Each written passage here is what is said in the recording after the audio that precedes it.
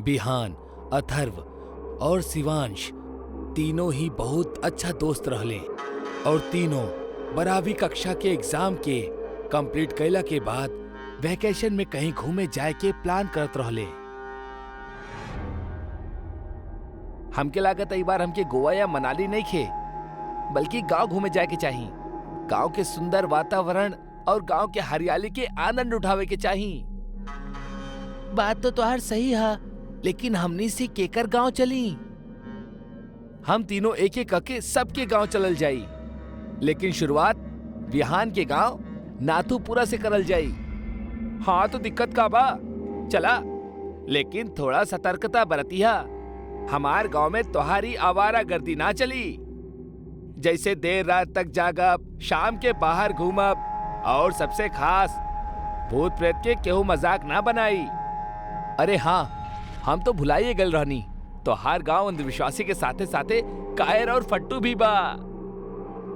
देखा आप तो हार ज्यादा हो रहा बा।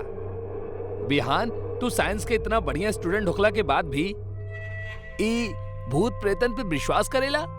लेकिन कसूर तुहार भी नहीं खे, काहे कि तुहार तो जड़ वैजा से ही जुड़ल बा, ता ई त लाजमी बा। लेकिन तू टेंशन मत ला, ई बार हम तुहार और तुहार गांव वालन दोनों के गलतफहमी दूर कर दे। अब तीनों दोस्त आए वाला वैकेशन में गांव जाए के प्लान करत रहले और तीनों लोग चुन ले बिहान के ऊ भूतिया गांव, जहां शाम ढलला के बाद वो गांव के चुड़ैल निकलेला और गांव में अकेला टहल रहले कौना भी इंसान के जान से मार देवेली। वो तीनों के भूत पे जरा भी विश्वास न रहे और ई बार उनकर मकसद भी इहे रहल कि वो गांव पहुंच के वो चुड़ैल वाली बात के उनकर गलतफहमी साबित कर दी, जौन वो लोग इतना साल से पाल के रखले बाड़े। शाम के ट्रेन से वो लोग अगला दिन दोपहर में पहुंच गए रहले बिहान के गांव नाथूपुरा। वो तीनों बिहान के घर पहुंचले। उनकर गांव के पुश्तैनी मकान में सिर्फ बिहान के दादी ही रहत रहली और बाकी के लोग शहर में ही सेटल्ड रहले। अरे बेटा, तू आ गईला, बहुते अच्छा कैला। जा जल्दी हाथ मुंह धोला, हम खाना लगा दे तानी, जा। तीनों दोस्त खाना खा के एक ही कमरा में अपना अपना बेड पे रेस्ट करत करत बात करत रहले।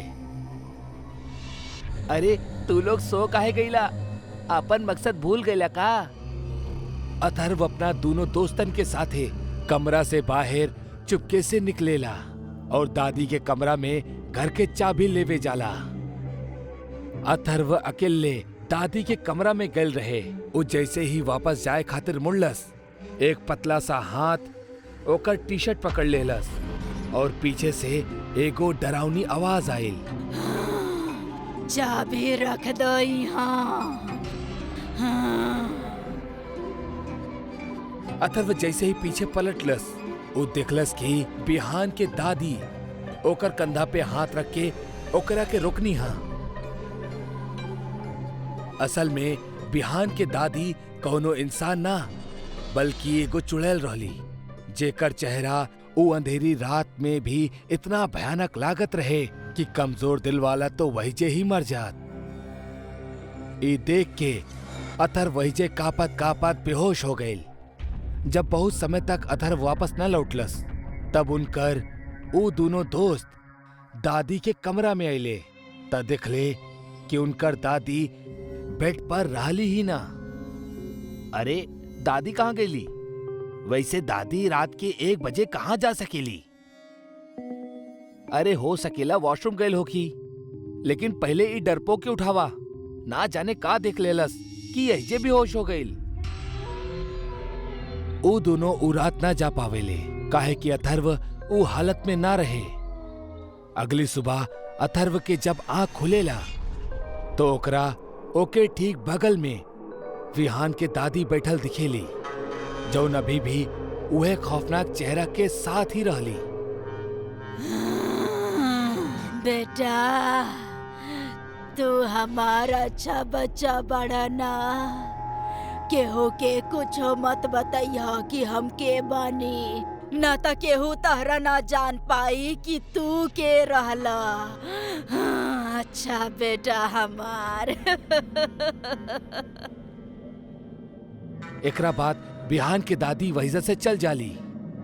अथर्व अबही भी सदमा में ही रहल और अपन दोनों दोस्तन के यहाँ से जितनी जल्दी हो सके निकल जाए खातिर कहेला। उहे शाम जब तीनों दोस्त गांव के सैर करत रहले त ऊ एक चीज नोटिस करत रहले कि हर केहू उनसे दूर भागत रहल। केहू ऊ लोगन से बात ना करल चाहत रहल। उनकरा एकर वजह पता ना चलत रहे। एक चाय के टपरी चलाए वाला अब्दुल चाचा रहले जे बिहान के तब से जानत रहले जब से बिहान बहुत छोट रहल। बिहान वो अब्दुल चाचा के पास गईल और उनसे कहलस, अब्दुल चाचा हमरा के भूल गला का? ना बेटा, हम तोहरा के कैसे भूलब? हम तोहरा के तो अपन गोद में खिलौले बानी। एकर बाद विहान उनकर गांव के चुड़ैल और शाम ढलला के बाद केहू के भी गांव में ना दिखे के कारण पूछेला और इहो पूछेला कि आखिर ऊ तीनों के देख के गांव के लोग भाग काहे रहल बाड़े। बेटा असल कहानी ई बा कि जौन गांव के चुड़ैल के जिक्र तू इतना साल से सुन रहल बड़ा, ई कौनो और नहीं खे बल्कि तुहार दादी बिया। गांव के चुड़ैल जौन रात में निकले वालन के शिकार करेला ऊ तुहार दादी बिया। ई सुनला के बाद बिहान के पैरों तले जमीन खिसक गईल। हाँ बेटा, ई बात तुहार घर वालन के भी पता बा। आज से 7 साल पहले तुहार दादी बहुत बीमार हो गई रहली, लेकिन एक चुड़ैल उहे समय गांव में साया बनकर घूमत रहली। ओके एगो शरीर के जरूरत रहे जेकरा मदद से ऊ अपन शिकार कर सके। जब गांव के लोग ओकरा के मारे गए तब तुहार दादी भी उनमें से एक रहली, लेकिन लौटत समय वो चुड़ैल तुहार दादी के आत्मा के बांसवाड़ी में बांध देलस और वो चुड़ैल के आत्मा तुहार दादी के शरीर में घर कर गई। तब से तुहार दादी एक गांव में हर रात मौत के खेल खेलेली। तू दिखले होगा कि तोहरा घर में कोनो भी भगवान के मूर्ति और पूजा के घर ना होई और अंधेरा में कभी भी दीप या कोनो भी रोशनी ना जलत हुई। काहे कि चुड़ैल शैतान के पूजा करेली, भगवान की ना। एकर बाद अथर्व भी कल रात वाली बात के जिक्र कैलस और अब तीनों काफी डर गए। काहे कि ई तीनों वो चुड़ैल के घर में रहत रहले और इहे वजह से केहू भी इनके करीब ना जा चाहत रहले। आप समझ जाइल कि हमार घर वाले हमरा के अपन गांव में काहे ना आवे दे चाहत रहले और ना ही वो लोग कबोई सच के बतौले। एकर बाद तीनों वो घर में गईले, सामान बंधले और फौरन निकले लगले। लेकिन तब बे पीछे से एगो आवाज आइल,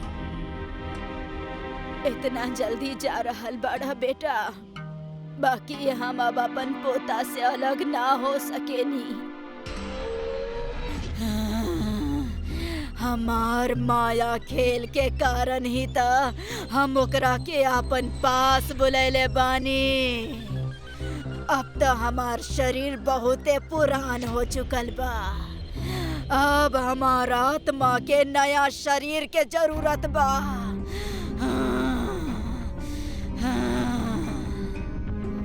इतना कहा थी बिहान के दादी के अंदर बसल वो चुड़ैल के आत्मा बिहान के शरीर के अंदर दस्तक देहलस और इस सारा डरावना दृश्य देख के वो दोनों दोस्त अपन जान बचाकर भाग गए। कहेले अब बिहान के दादी के जगह बिहान के शरीर वो चुड़ैल के घर बन चुकल बा, जो अगला 60 साल तक यूं ही एक गांव में हर रात ऐसने मौत के खेल खेली। रामगढ़ गांव के एगो प्रचलित कथा है। दोपहर के 12 बजे से लेके आधी रात के 12 बजे तक गांव के बीचों बीच बनल एगो गुफा से अजीबो गरीब आवाज आवेली। ई आवाज में इतना दर्द होखेला कि सुनला मात्र से ही दिल के धड़कन तेज हो जाला। ए गुफा के पास से गुजरे वाला हर शख्स के ओकर नाम गुफा के अंदर गूंजत सुनाई देवेला। ऐसन में ए गुफा के रहस्य जानल बड़ा इंटरेस्टिंग होखी। साल 2013 के बात था, जब दो पैरानॉर्मल इन्वेस्टिगेटर अभिमन्यु और रिहान के ए गुफा के रहस्य जाने के खातिर बुलावल गईल। साहब, ए गुफा के सच होखी बहुत खतरनाक। हम तो आपसे वही भी कहा था नहीं कि अंदर जाए के चीज छोड़ दी। अरे गोपाल जी, हमनी के तो ई ड्यूटी है। हमार डिपार्टमेंट हमनी के जौन टास्क देवेला ओके तो पूरा करे के ही पड़ी। अच्छा साहब, तो ठीक बा। उम्मीद है कि आप जल्दी ही लौटी हैं। शाम के करीब 5 बजे एकदम गुप्त तरीका से दोनों पैरानॉर्मल स्पेशलिस्ट ओ भूतिया गुफा के अंदर दाखिल भइले। पिछला 37 साल से ये गुफा के अंदर से भयानक आवाज और खतरनाक हरकत होखत रहे। एक तो ई गुफा गांव के बीचों बीच आइल बा, त ऐसे में गांव के लोगन के ई गुफा के खौफ के खत्म करे के ही पड़ी। और ये तब्बे खत्म होगी जब अंदर से एक खौफनाक आवाज और खतरनाक आकर्षण खत्म होगी। अभिमन्यु और रिहान के अंदर दाखिल होखला के बाद ही गुफा में उनकर नाम के गुस्सैल आवाज गूंजे लागल। चला जा यहीं से, मरबा दोनों। तू लोग इस दर्द के दुनिया से बाहर निकल जा। अभिमन्यु और रिहान, मौत की तारीख आज रात 12 बजे।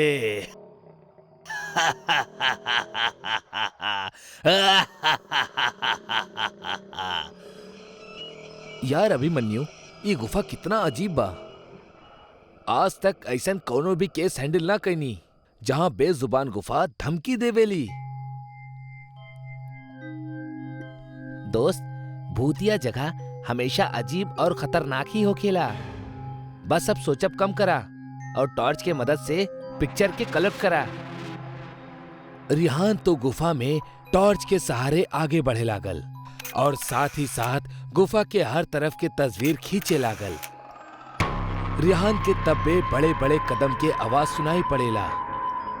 ई आवाज ओकर ठीक बगल से आवत रहल और रिहान तो कदम के आवाज के पीछा करत करत गुफा के आखिरी छोर तक पहुंच जाला। अब वो गुफा के अंत में पहुंच चुकल रहल। ओकरा गुफा के अंत में एगो दरवाजा दिखाई देहलस। उ दरवाजा पे लिखल रहल, दूसर दुनिया के दरवाजा। रिहान मन ही मन में ई सोचत रहल कि कहीं ई दरवाजा दूसर दुनिया के तो ना। कि तब्बे ओकरा उ दरवाजा के पार से एगो आवाज सुनाई देवेला। रेहू बेटा, हम तो हार दादा, हमार पास आजा बेटा। बाप रे, ये कैसन दरवाजा हा? ये तो हमार दादाजी की आवाज हा। रिहान के उ दरवाजा के पीछे से ओकर दादाजी के आवाज सुनाई देत रहल। उ सुन के रिहान खुश और इमोशनल दोनों रहल। इहे इमोशन में उ एगो गलती करे जात रहल। उ दरवाजा खोले के खातिर हाथ आगे बढ़ौलस कि तब्बे पीछे से अभिमन्यु के एक तेज चीख पूरा गुफा में गूंजे लगली। बचाओ, बचाओ हमरा के। अभिमन्यु के चीख सुन के रिहान भागत भागत पीछे गईल। इतना सब में तो उ अभिमन्यु के लगभग भूल ही गईल रहे। रिहान अभिमन्यु के पास पहुंचलस। वो बिल्कुल नॉर्मल खड़ा रहल, जैसे कुछ भइल ही ना। अभिमन्यु, ये कैसन गंदा मजाक हा? तू वही चिखला काहे? अभिमन्यु हल्का मुस्कुरात चुपचाप खड़ा रहल। एकरा बाद रिहान अभिमन्यु के अपना साथे वो दरवाजा के पीछे चले के इशारा करेला। दोनों वो गुफा के आखिरी छोर पे यानी के वो दरवाजा तक पहुंच चुकल रहले, जहां से दूसर दुनिया के रास्ता शुरू हो खेला। अभिमन्यु, यार ई देखा, पता है हम अबही तुरंत कुछ देर पहले ही अपना दादाजी के आवाज ई दरवाजे के पीछे से सुन ली है। हमरा के लगा था एकरा पीछे मरल लोगन के दुनिया हा। त दरवाजा खोल के देखला ना, ऐसने ख्वाब में पोल काहे बांध रहल बाड़ा। सही कहला, हम दरवाजा खोला तानी। रिहांत दरवाजा खोले ही वाला रहल कि तब बे ओकर नजर अभिमन्यु के शरीर पर पड़ेला। यार, जब तू ई गुफा में आयल रहला तब तू सफेद शर्ट और ब्लू जीन्स पहनले रहला, अब वहीं तू काली स्लीव्स और लाल लोअर पहनले बड़ा। भाई, आखिर तू कपड़ा कब बदल लेला? तब बे अभिमन्यु के दांत बाहर आवे लगेला, ओकर कद बड़ा होखे लागल, ओकर हाथ के नाखून बढ़े लागल और ऊ अब पूरा तरह से एगो शैतान बन चुकल रहे। ऊ डरावनी हंसी के साथे एक भारी आवाज में कहेला, तोहार अभिमन्यु के ता हम 10 मिनट पहले ही ये दरवाजा के पार भेज देनी, जब तू ओकर चीख सुन ले रहला। तू तो बस एक जरिया रहला, काहे की शिकार हमेशा ई दरवाजा के पास लाकर ही होखेला। मतलब तू अभिमन्यु के मार डाला? कोनो शक बा तोहरा? ताजा ई दरवाजा के ऊ तरफ तो के तोहार दोस्त वही जे मिली जौन दुनिया से तू आयल बड़ा, वहां मरे के पहले लोग रहेले। अब तू जौन दुनिया में जइबा वही जा मरला के बाद लोग रहेले। दर्द की दुनिया में तोहार स्वागत बा।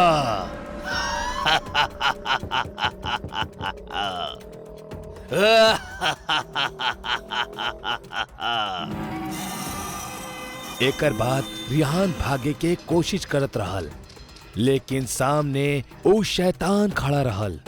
अब एगो मात्र रास्ता ऊ दरवाजा रहल। ऊ सोचलस कि ई दरवाजा ई गुफा से बाहर जाए के रास्ता होखी। रिहान सोचलस कि कहीं ऊ दरवाजा से बाहर भाग ना जाओ, यही से ऊ शैतान ओकरा डरा रहल बा। रिहान खुद के जान बचावे के खातिर बिना देरी कैले दरवाजा खोल देलस। ओकरा दरवाजा के बाहर एकदम अंधेरा दिखाई देवेला। ऊ दरवाजा के अंदर से रोवे और चिल्लाए के आवाज आवे लागेला, बिल्कुल वैसन ही आवाज जैसन मौत के वक्त परिवार के लोग रोवेले। रिहान एकरा पहले दरवाजा के बंद करत, एगो लंबा सा हाथ ऊ दरवाजा के बाहर से आयल और रिहान के ऊ दूसर दुनिया के तरफ खींच लेहलस। ऐसे रिहान के एक तेज चीख निकल पड़ल और ऊ शैतान भी जोर से हंसे लागल। ऊ गुफा के रहस्य आज तक केहू भी जान ना पौलस। आज तक कई लोग गुफा के अंदर जाके ओकर रहस्य के जाने के कोशिश कैले बाड़े। जे केहू वो दूसर दुनिया के दरवाजा के खुल्लस, वो हमेशा के लिए उहे में समा गईल। जौन जिंदा बच गईले वो लोग या तो आत्महत्या कर लेले या तो वो पागल हो गईले। वो गुफा के रहस्य आज भी अनजान बा। आज 45 साल के बाद भी एकर रहस्य केहू भी ना जान पाइल।